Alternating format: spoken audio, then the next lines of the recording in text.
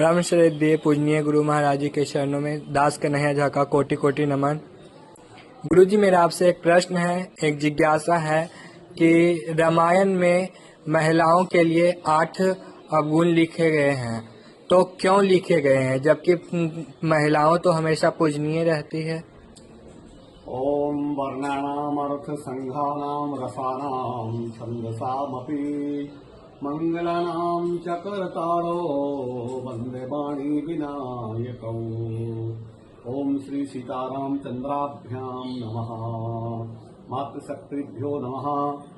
कन्हैया जी, आपने अति उत्तम प्रश्न किया है और रामायण में कुछ ऐसी चौपाई लिखी गई हैं, ऐसे काव्य को संग्रह किया गया है जिसमें लोगों को विवाद करना स्वाभाविक है। ऐसा मन में शंका आया था, अब किसी महिला के बारे में ऐसा बोलिएगा तो ऐसा लिखा हुआ है उसमें, तो शंका तो होगी, तो उसका समाधान कोई धर्माचार्य गुरुजन ही कर सकते हैं। अपने से आप पढ़ेंगे तो कंफ्यूज हो ही जाएंगे, तो इसमें आपका दोष नहीं है। उसमें लिखा हुआ है कि नारी स्वभाव सत्य सब कहानी, अब गुण 8 सदा और रही। साहस अनृत चपलता माया, भय अविवेक असोच अदाया। ये 8 अवगुण श्री रामचरित मानस में लिखे गए हुए। तुलसीदास जी एक बहुत बड़े विद्वान थे, कई भाषा में ज्ञाता थे, एक बहुत महाकवि महाकाव्य का उन्होंने संग्रह किया। तो आप ये सोचिए कि किसके शब्द हैं। उदाहरण के तौर पर जब प्रभु श्री राम ने बहुत कोशिश किया रावण को समझाने की, जब नहीं समझा, अपने दूतों को भेजा, हनुमान जी को भेजा, अंगद जी को भेजा, नहीं माना, तो उन्होंने जब लंका में चढ़ाई की तो मंदोदरी ने देखा कि अब सेना आ गई है और हमारा सब राजपाट छिनने वाला है, तो हमारे पति का अनहित ना हो जाए, तो पति से विनती की कि प्रभु आप मान जाइए, स्वामी आप मान जाइए, जो है ना, अभी भी समय है, भगवान प्रभु पूरे संसार के मालिक हैं और वो आपको क्षमा कर देंगे, क्योंकि राम बहुत दयालु भी हैं, इसलिए आप अभी भी मान जाइए। लेकिन जब वो संधि नहीं किए तब जो है जाइए, तो रावण ने ये वचन कहे, अपनी पत्नी मंदोदरी से कहे कि नारी स्वभाव सत सब कहानी, अब गुण 8 सदा और राही। साहस अनृत चपलता माया, भय अविवेक असोच अदाया। तो आप इतने से ही समझ जाइए कि वचन किनके हैं। नए वचन सीता जी के हैं, नए वचन राम जी के हैं, नए नाम परिवार के हैं। हमारे शास्त्रों में इस चीज का बहुत महत्व होता है कि किस किरदार के, किस पात्र के वचन हैं। तो आप ये सोचिए कि रावण तो खलनायक था, असुर था, तो उसके वचन क्यों माने जाएंगे। महिलाएं हमारी, तो तुलसीदास जी लिख रहे, जब तक नारेस्तु पूजनते रमनते तत् देवता। जहाँ स्त्रियों का सम्मान होता हो, हम हमारी माँ हैं जिससे हम उत्पन्न हुए, हमारी पत्नी है जो हमको चला रही है, हमारी बेटी है जो आगे संसार को चलाएगी, बसाएगी, अपना घर बसाएगी।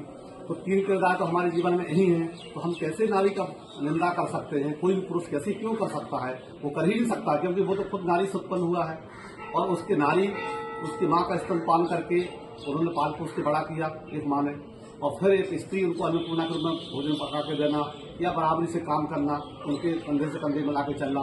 तो गाड़ी के 2 पहिए हैं, तो वो कैसे किसी स्त्री का बुराई कर सकते हैं। तो उनकी बेटी भी हैं, तो उनको नारी की ही बीच में हर पुरुष को रहना है। तो रावण चूंकि आसुरीय प्रवृत्ति का था और वो एक गलत व्यक्ति था, विद्वान तो था लेकिन मूर्ख व्यक्ति था, क्योंकि वो विद्वता के साथ साथ में वो इस तरह के पतन की ओर वो कई महिलाओं को नहीं लगाता था, महिलाओं का इज्जत नहीं करना। अगर इज्जत करता तो सीता को क्यों लाता। तो इसलिए वो मूर्खता का परिपाक्ष था, इसलिए उसका विनाश होना था, इसलिए वो ऐसा बता रहा है। तो उसके पात्र क्यों माने जाएंगे। वो अपना जो उसने कहा वो रामायण में लिखा गया। जिन जिन लोगों ने जो जो बातें कही उन्होंने उस काव्य के रूप में रामायण में रखा गया है। ये रावण के वचन हैं, इसलिए आपको रावण के वचन मानना है कि प्रभु श्री राम के वचन मानना है, ये आप और हमको तय करना है। इसलिए साहस, रावण यहाँ ये कहना चाह रहा है कि साहस कई बार दुस्साहस में बदल जाता है। जैसे मंदोदरी उनको ललका रहे कि भाई आप संधि कर लीजिए, तो वो तो अहंकारी था, कामी व्यक्ति था, तो क्यों मंदोदरी की बात मानेगा। तो वो साहस को दुस्साहस बता रहा है, साहस अनृत, और वो है वो बोला है कि आप भाई महिलाएं मैंने झूठ बोल रही हैं, आप झूठ बोलती हैं। और साहस अनृत चपलता माया, मैंने बातों को छुपाती हैं, चंचलता होती है, चपलता, माया, माया भी होती है, भय, और कभी कभी वो जो है ना भय से ग्रसित होती हैं, ऊपर से दिखाती है साहस, भय, अविवेक, और कभी मूर्खतापूर्वक बात कर देती हैं, प्रमाणिक कोई बातें नहीं करती है क्योंकि उसके अगल बगल में सलाहकार नहीं होते हैं शिक्षित लोग। चपलता, माया, भय, अविवेक, असोच, और जो अपवित्रता उनको आती है महिला में, अदाया माने जो है आप कभी कभी कठोर निर्दयी भी हो जाती है। तो ऐसा वो अपना उनका मंतव्य है, लेकिन हम हमारी व्यासपीठ और जो बुद्धिजीवी व्यक्ति है वो कभी महिलाओं का अपमान नहीं करता है। रामायण में लिखी हुई सब बातें सबके लिए नहीं है, महिलाओं के लिए वो नहीं है, वो रावण का वचन है। तो हम आपको ये ध्यान देना होगा कि वचन किसका है, तो भाई हम किरदार किसका मानेंगे, जो उसका जिम्मेदार व्यक्ति होंगे, जो उसके ज्ञानी व्यक्ति होंगे। आज हम क्या करते हैं, सुनने में आते हैं कि भाई जो अनाधिकार व्यक्ति है वो पूजा करा रहा है, अनाधिकारी जो व्यक्ति है वो प्रवचन दे रहा है, अनाधिकारी जो व्यक्ति है वो भविष्य बता रहा है, अनाधिकारी व्यक्ति है वो टीवी पर डिबेट कर रहा है। जिसको जिस चीज का ज्ञान हो, जैसे आप रामायण के प्रवक्ता हैं, रामायण के मतलब है, तो आप उसका व्याख्या करेंगे ना। जिसको धर्माचार्य है वो धर्म की व्याख्या करेंगे ना। अब ऐसे आदमी को उठा के ले आई वहां तो उसको पता ही नहीं है, आप पूछते हैं पॉलिटिकल आदमी से धर्म की व्याख्या, बेचारे क्या बताएंगे, उनसे राजनीतिक बात करिए। मेरा कहना कथन ये है कि जो जिस चीज के मर्मज्ञ हैं, जिन्होंने दीक्षा लिया है, जिसको पढ़ाई किया है, जिसके पास उसका ज्ञान है, अधिकारी है, तो उनसे वो बात को करिए। इसलिए आपको सही अर्थ मिलेगा, नहीं कंफ्यूज आप हो जाएंगे। अपने से पढ़ेंगे रामायण को या भागवत गीता को तो आप कंफ्यूज हो जाएंगे। इसलिए आपको धर्माचार्य चाहिए, धर्मगुरु चाहिए जो आपको सन्मार्ग के लिए प्रेरित करें।